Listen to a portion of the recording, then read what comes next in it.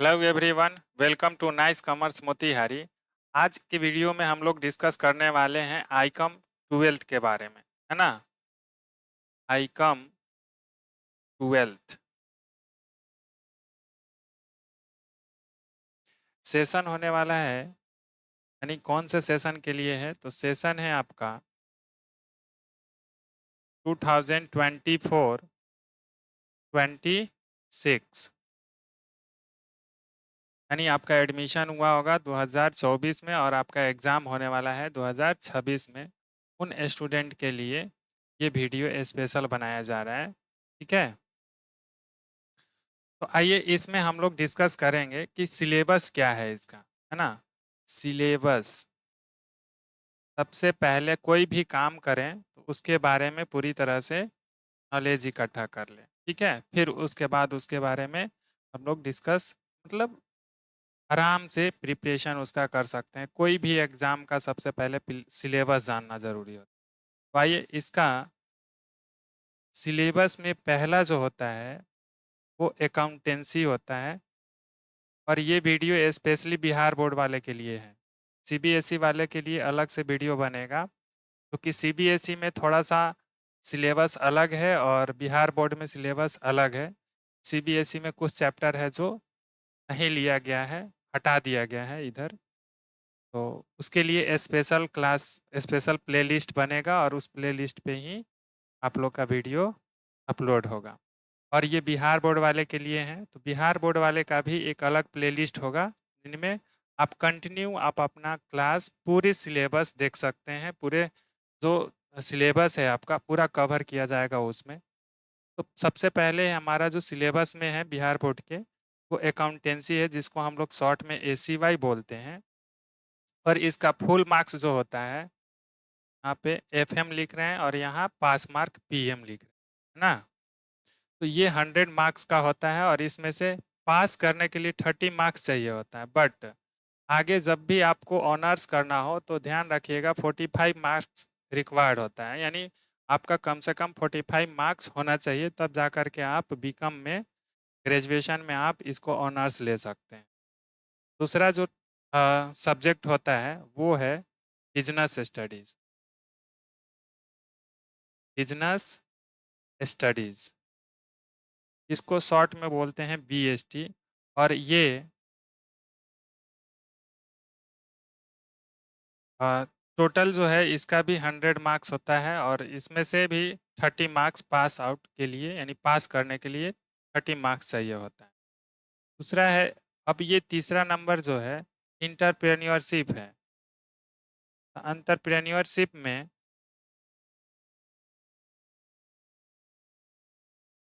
इसको शॉर्ट में EPS बोलते हैं। और इसमें क्या है, थोड़ा सा चेंजिंग होता है। क्या होता है, इसमें प्रैक्टिकल होता है। तो 70 मार्क्स का थ्योरी रहता है जिसका एग्ज़ाम देना पड़ता है, और प्लस 30 मार्क्स का प्रैक्टिकल रहता है जो आपके कॉलेज से मिलता है। तो ये भी मिला करके टोटल 100 मार्क्स का हुआ, जिसको पास करने के लिए 33 मार्क्स या 30 मार्क्स के अप्रॉक्स होना चाहिए, ठीक है। फोर्थ में है इकोनॉमिक्स। इकोनॉमिक्स, इसको शॉर्ट में इको बोलते हैं। अच्छा, ये भी जो है 100 मार्क्स का ही होता है, ठीक है। तो क्या है, बिहार बोर्ड में बहुत से स्टूडेंट जो होते हैं वो ऊपर का 2 लिए रहते हैं, बहुत से स्टूडेंट तो ऊपर का 3 ले लिया रहता है, ठीक है। बहुत से स्टूडेंट ऐसे होते हैं कि ये 3 नंबर को छोड़कर 4 नंबर ले लिया रहता है। बहुत सारे स्टूडेंट ऐसे होते हैं कि ये, यानी EPS, accountancy business study EPS भी रखता है और उसके बाद इकोनॉमिक्स एक्स्ट्रा में रख लेता है ना। तो मार्क्स आपका 3 सब्जेक्ट का ही काउंट होता है। जो एक्स्ट्रा में रहता है उसका काउंट नहीं होता है, बट वो, उसमें आप कितना मार्क्स स्कोर किए हैं वो आपके मार्कशीट पे रहता है। तो बहुत से स्टूडेंट का ये मानना होता है कि भाई ये जो EPS होता है इसमें मार्क्स अच्छा स्कोर हो पाता है, तो इसको रखता है लोग मेन में, और इकोनॉमिक्स को एक्स्ट्रा में ले लेता है। और ये इकोनॉमिक्स ना भी ले सकते हैं और ले भी सकते हैं, लेकिन ना लेने के और लेने के फ़ायदे क्या है। अगर आप इकोनॉमिक्स पढ़ते हैं, ठीक है, तो आपको अगर आगे सीए वगैरह करना है तो पिछले क्लास में हम लोग समझा चुके हैं कि कौन कौन से सब्जेक्ट में क्या क्या कोर्सेज कर सकते हैं कॉमर्स से, और किस किस कोर्सेज में कौन कौन से सब्जेक्ट रिक्वायर्ड होते हैं।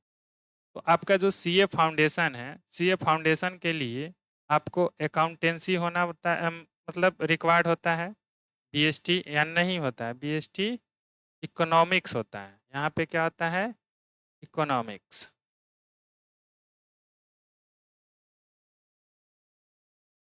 अकाउंटेंसी, इकोनॉमिक्स, मर्केंटाइल लॉ, ठीक है। मर्केंटाइल लॉ ये बिजनेस स्टडीज का ही एक एडवांस फॉर्म है। तो ये अकाउंटेंसी, इकोनॉमिक्स और मर्केंटाइल लॉ और क्वांटिटी एप्टीट्यूड, जो जिसको हम लोग मैथ बोल सकते हैं, ठीक है। मैथ रीजनिंग उसमें थोड़ा सा रहता है, मैथ भी रहता है और रीजनिंग भी रहता है। तो यहाँ पर ये सीए फाउंडेशन के लिए अगर ये हमारा सब्जेक्ट रिक्वायर्ड है, तो इकोनॉमिक्स अगर आप पढ़े रहते हैं तो आपको वहाँ हेल्प मिल जाता है। अकाउंटेंसी जो है, यहाँ बिहार बोर्ड में क्या होता है कि भाई ऑब्जेक्टिव क्वेश्चन रट लिया और एग्जाम दे दिया, पास हो गया, अच्छे मार्क्स आ गए, हो गया। बट इसमें क्या होता है कि भाई नॉलेज रखना रहता है। डीप नॉलेज से ही क्वेश्चन आता है। डीपली नॉलेज अगर आपके पास है तो ये आप सीए फाउंडेशन का क्वेश्चन मतलब क्वेश्चन का आंसर कर पाएंगे, अदरवाइज आपको बहुत सारा परेशानी होगा, नहीं कर पाएंगे। ऐसे ऑब्जेक्टिव क्वेश्चन रट के केवल आप सीए फाउंडेशन नहीं निकाल सकते। तो बहुत सारे स्टूडेंट का पर्पस अलग अलग होता है, इंटेंसिटी अलग होता है कोर्स करने का, ठीक है। तो यहाँ पर क्या है अब स्टूडेंट के क्या इंटेंसिटी है, ठीक है, क्या इंटेंशन है उसका। अगर आप सीए फाउंडेशन के पॉइंट ऑफ व्यू से आप ये आईकम कर रहे हैं तो आपको अकाउंटेंसी और इकोनॉमिक्स पे पूरा पकड़ होना चाहिए। मर्केंटाइल लॉ आप अलग से फिर बाद में तैयारी कर सकते हैं, इसका प्रिपरेशन बाद में भी हो सकता है, बट जब आप पढ़ ही रहे हैं तो अकाउंटेंसी और इकोनॉमिक्स को अच्छे से थ्रोली पढ़ेंगे ताकि आपको फिर दोबारा से मेहनत ना करना पड़े, ठीक है। तो ये चीज़ को ध्यान रखिएगा। और इकोनॉमिक्स पेपर इम्पोर्टेंट है, इकोनॉमिक्स रखना चाहिए सभी स्टूडेंट को। ईपीएस भी रखना चाहिए, क्योंकि स्कोर अगर मार्क्स स्कोर करना है तो ईपीएस पेपर रखना चाहिए, और एक्स्ट्रा में इकोनॉमिक्स रख सकते हैं बिहार बोर्ड वाले के लिए। लेकिन सीबीएसई बोर्ड वाले तो आप ईपीएस नहीं लेकर के डायरेक्ट अकाउंटेंसी, बिजनेस स्टडी और इकोनॉमिक्स ले सकते हैं।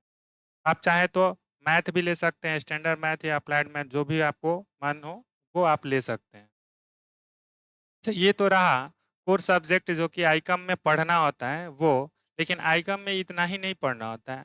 हर आईएससी हो, यानी साइंस हो, कॉमर्स हो या फिर आर्ट्स हो, इन सब में दो पेपर जो होता है लैंग्वेज का होता है वो पढ़ना होता है। दो पेपर में कौन कौन से हैं, लैंग्वेज में आता है, ठीक है। तो लैंग्वेज में एक लैंग्वेज हो जाता है हिंदी, और दूसरा लैंग्वेज होता है इंग्लिश, ठीक है। ये भी 30 मार्क्स पास करने के लिए होता है, 100 मार्क्स का टोटल होता है। और दूसरा जो लैंग्वेज होता है वो होता है इंग्लिश, और इसमें भी टोटल 100 मार्क्स का होता है क्वेश्चन, और इसमें भी पास करने के लिए 30 मार्क्स स्कोर करने पड़ते हैं, ठीक है। तो इस तरह से अगर देखा जाए, कोई 5 सब्जेक्ट का कॉम्बिनेशन मिला करके दिया जाए, जैसे 4 ऊपर लिखे थे यहाँ पे, अकाउंटेंसी, बीएसटी और इकोनॉमिक्स, ईपीएस यानी इंटरप्रेनरशिप। तो इन 4 ग्रुप में से आप निकाल करके 3 ले सकते हैं मेन में, और 5th में जो लैंग्वेज है, ये दोनों लैंग्वेज आपको पढ़ना ही है, ये कंपलसरी है, ठीक है। तो टोटल मिलाकर 500 हुआ, और इस 500 में से आपको लाना पड़ता है, यानी टोटल 500 मार्क्स यहाँ रहे, तो यानी 150 पे आप पास तो कर जाएंगे, 3rd डिवीजन आएगा, बट वो किसी काम का नहीं है। कॉमर्स पढ़ रहे हैं, कम से कम मिनिमम 350 तो स्कोर होना ही चाहिए, 350 मार्क्स स्कोर होने चाहिए। इससे एबव है तो आप थोड़ा बहुत अच्छे हैं स्टूडेंट पढ़ने में, ठीक है। अदरवाइज आपका जो है स्कोरिंग पॉइंट बहुत वीक है, यानी आपका स्टडी अच्छा से नहीं हो पाया है, ठीक है, प्रिपरेशन अच्छा से नहीं हो पाया। तो आप 350 से एबव मार्क्स स्कोर करते हैं तो अच्छे स्टूडेंट माने जाएंगे। बट यहाँ पर जो है आजकल के कंडीशंस में 400 प्लस आना चाहिए सभी स्टूडेंट का, ठीक है। तो आपका यहाँ से अगर कंटिन्यू आप वीडियो देखते हैं और क्लास लेते हैं इसका, तो आपका 400 प्लस ईजिली आ जाएगा, ठीक है। ये मैं ऐसे ही नहीं कह रहा हूँ, ये दावा ठोक के कह रहा हूँ कि आप अगर कंटिन्यू करते हैं, ठीक है, तो 400 प्लस आना तय है। अब चलिए, ये तो था सिलेबस में कि भाई क्या क्या कौन कौन सब्जेक्ट पढ़ना है। अब इसमें क्वेश्चन पैटर्न कैसा आता है ना। क्वेश्चन पैटर्न क्या होता है?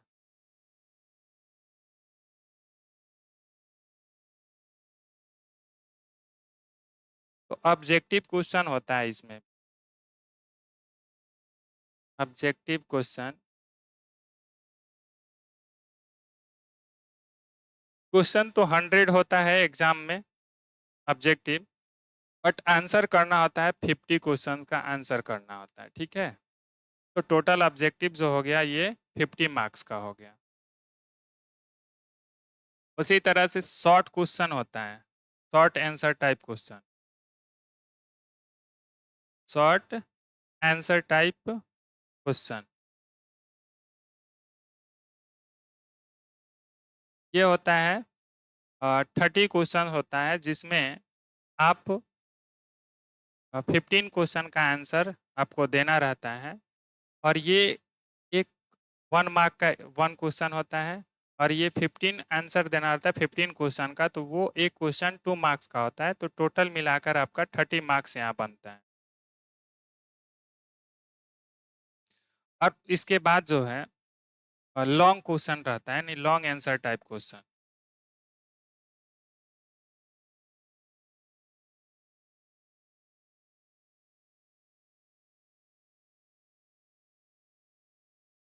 ये रहता है आपको 10, जिसमें से आपको 4 या 5 का आंसर देना पड़ता है। कभी 8 क्वेश्चन रहता है, कभी 4 क्वेश्चन रहता है, सॉरी 10 रहता है। तो 50% का आंसर देना पड़ता है, ठीक है। तो ये अगर 4 रहता है तो 5 मार्क्स का 1 क्वेश्चन हो गया, ठीक है। और 5 का अगर आंसर देना है तो 4 मार्क्स का हो जाएगा। ये टोटल मिलाकर 20 मार्क्स हो जाएगा। तो ज़्यादातर ये जो होता है ना, ये आप समझ लीजिए कि 39 क्वेश्चन का आंसर देना रहता है, ठीक है।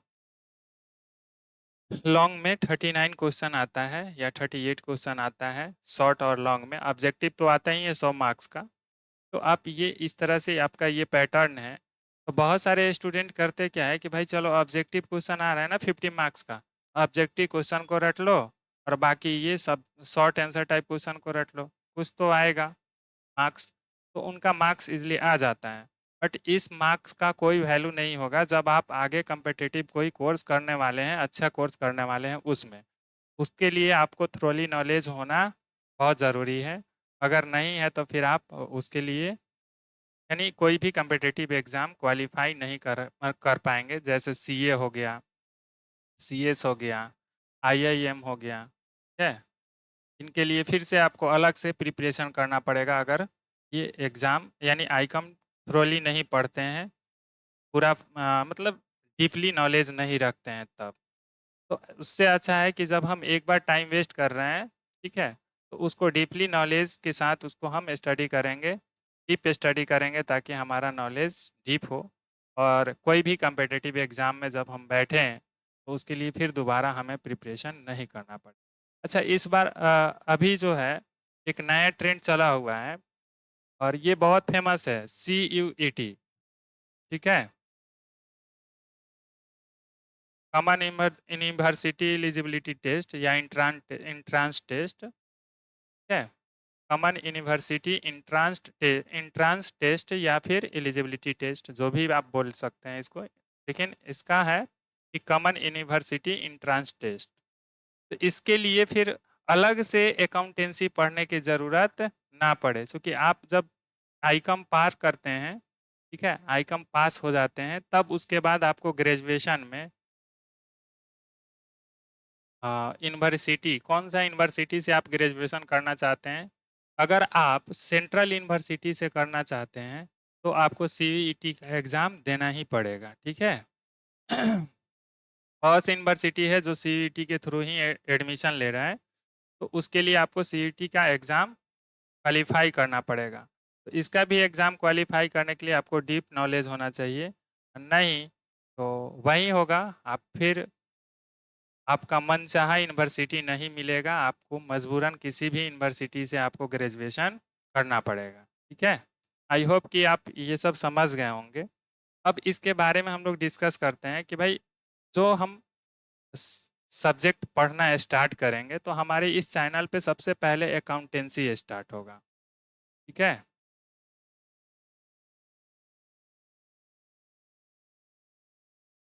अकाउंटेंसी सबसे पहले स्टार्ट होगा, उसके बाद में बिजनेस स्टडीज हो जाएगा जिसको बीएसटी शॉर्ट में बोलते हैं, ठीक है। फिर उसके बाद स्टार्ट होगा इकोनॉमिक्स।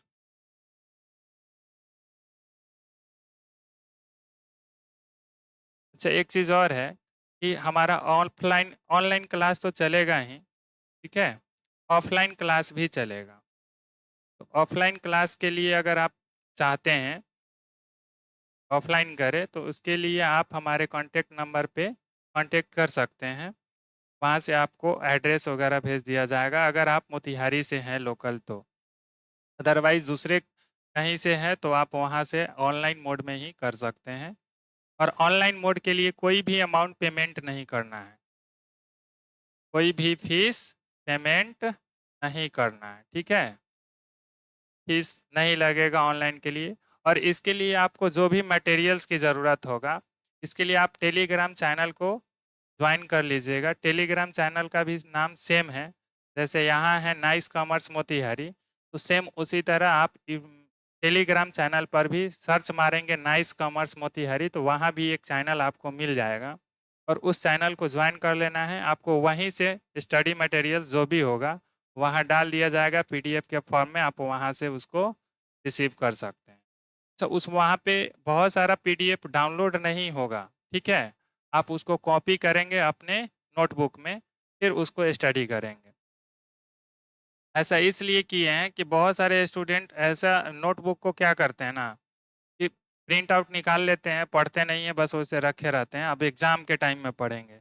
तो अभी से जो पढ़ाया जाएगा जब तक नोट्स क्लियर नहीं होंगे तब तक समझ में नहीं आएगा। ऐसे तो यहाँ हम समझा ही देंगे लेकिन उसको याद भी करना पड़ता है, ठीक है। तो ऑनलाइन मोड में जो भी क्लास करना चाहते हैं यूट्यूब के थ्रू, तो उनको डेली जो क्लास रिकॉर्ड होगा वो आपको यूट्यूब पर मिल जाएगा, जिसके लिए कोई फी पेमेंट नहीं करना है। और ऑफलाइन का जहाँ तक बात है, ऑफलाइन में भी बहुत ज़्यादा फीस नहीं है। यहाँ का जो फी है, जो भी फी है इसको मिनिमाइज कर दिया गया है, 50% ही आपको पे करने पड़ेंगे। यानी ऑफलाइन का जो फीस है उसका 50% ही आपको पे करना है, बाकी का फीस आपका ऑफर है, डिस्काउंट है, कंसेशन है, रियायत है। आप 50% फीस नहीं जमा करेंगे, यानी पे नहीं करेंगे। और ये चीज़ जो है ना आपको बताना पड़ेगा कि हम जो है ऑफर वाले में एडमिशन लेना चाहते हैं। ऑफर वाला है 50% ऑफ है, और दूसरा जो एक बैच चल रहा है उसमें आपका जो फीस है, जो भी फीस बनेगा उसका आपको पूरा का पूरा पे करना है। तो ये पूरा पेड है, और ये वाला जो ऑफलाइन है एक ऑफर वाला, ये 50% पेड है, यानी आप 50% पेड करके क्लास कर सकते हैं। और एक है जो फुली पे करना पड़ेगा। और ये जो ऑनलाइन मोड है, आपको ऑनलाइन मोड में कोई भी अमाउंट पे नहीं करना पड़ेगा। पीडीएफ के लिए आपको, स्टडी मटेरियल के लिए आपको टेलीग्राम चैनल ज्वाइन कर लेना होगा, वहाँ से आपको सारा चीज़ मिल जाएगा।